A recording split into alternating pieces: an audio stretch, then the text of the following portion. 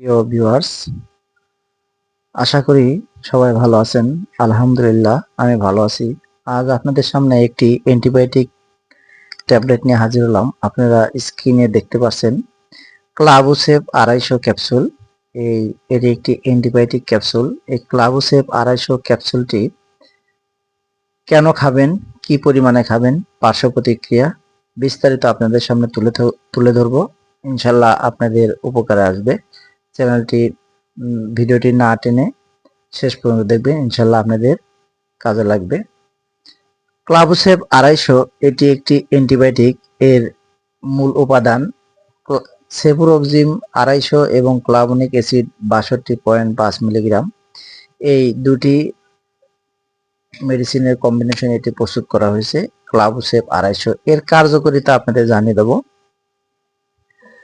এর কার্যকারিতা মূলত ফেরিনজাইটিস, টনসিলাইটিস, নিউমোনিয়া, ইনফ্লুয়েঞ্জা রোগে কার্যকর।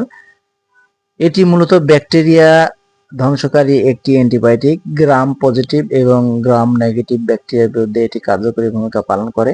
এছাড়া এই অ্যান্টিবায়োটিকটি বিভিন্ন ধরনের রোগে ব্যবহৃত হয়ে থাকে, যেমন প্রস্রাবের ইনফেকশনে এই অ্যান্টিবায়োটিকটি ব্যবহৃত হয়ে থাকে। এছাড়া জ্বর, সাধারণ জ্বর এবং টাইফয়েড জ্বরেও এটি খুবই কার্যকরী ভূমিকা পালন করে।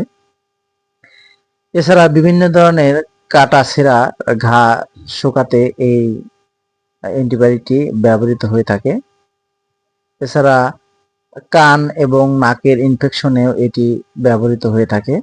এছাড়া সাইনোসাইটিসের সমস্যায় এই অ্যান্টিবায়োটিকটি ডাক্তাররা প্রেসক্রাইব করে থাকে। এবং এছাড়া চর্মরোগ, যেমন চর্মে বিভিন্ন ধরনের সংক্রমণ হয়ে থাকে বা ঘা ক্ষত ইনফেকশন হয়ে থাকলে এটি ডাক্তাররা প্রেসক্রাইব করে থাকে। এছাড়া গলা ফোলা সমস্যায় যারা বা মামসের সমস্যায় যারা ভোগেন তাদেরকেও ডাক্তাররা এই ক্লাবুসেভ 250 ট্যাবলেটটি প্রেসক্রাইব করে থাকে।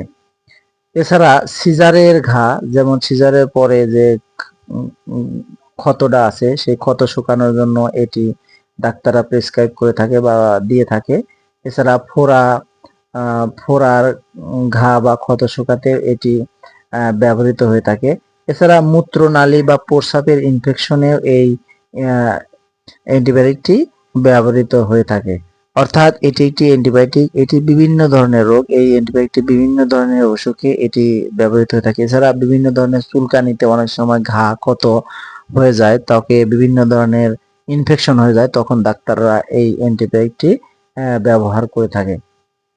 অর্থাৎ এটি বিভিন্ন ধরনের ব্যাকটেরিয়া বিরুদ্ধে কার্যকর এবং ইনফেকশনের বিরুদ্ধে এটি কার্যকরী ভূমিকা পালন করে। এবার আপনাদের জানিয়ে দেব খাওয়ার নিয়ম। এটি খাওয়ার নিয়ম মূলত প্রাপ্তবয়স্ক যারা আছেন, অর্থাৎ 12 বছরের ঊর্ধ্বে যাদের বয়স, তারা প্রতিদিন দুটি করে ট্যাবলেট, অর্থাৎ সকালে একটি, রাতে একটি, এভাবে 7 থেকে 14 দিন সেবন করতে হবে। এটি খাওয়ার নিয়ম, খাওয়ার আগে এবং পরে উভয় অবস্থায় সেবন করা যাবে। এবং 12 বছরের নিচে যারা আছে তাদের জন্য ক্লাবুসেভ সিরাপ পাওয়া যায়, সিরাপ আকারে সাসপেনশন আকারে পাওয়া যায়। এটি আপনারা 12 বছরের নিচে যারা আছে তাদের জন্য ব্যবহার করতে পারবেন।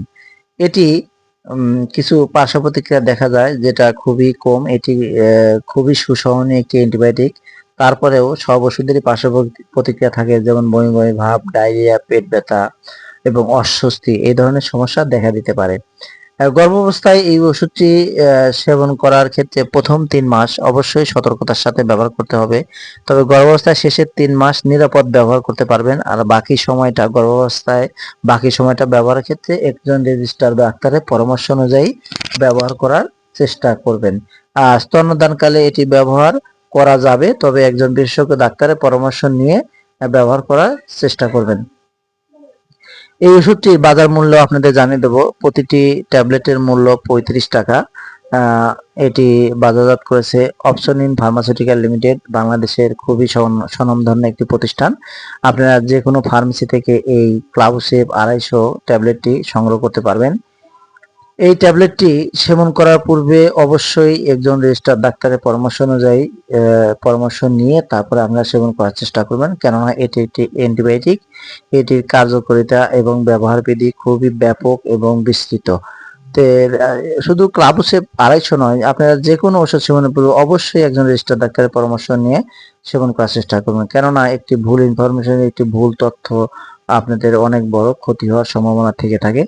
তে প্রিয় ভিউয়ার্স, আজ এ পর্যন্তই। ভালো থাকবেন, সুস্থ থাকবেন, আর নিয়ম অনুযায়ী ডাক্তারের পরামর্শ অনুযায়ী সকল ওষুধ সেবনের চেষ্টা করবেন। আর আমার ভিডিওটি যদি ভালো লাগে চ্যানেলটি সাবস্ক্রাইব করবেন। ভালো থাকবেন। আসসালামু আলাইকুম।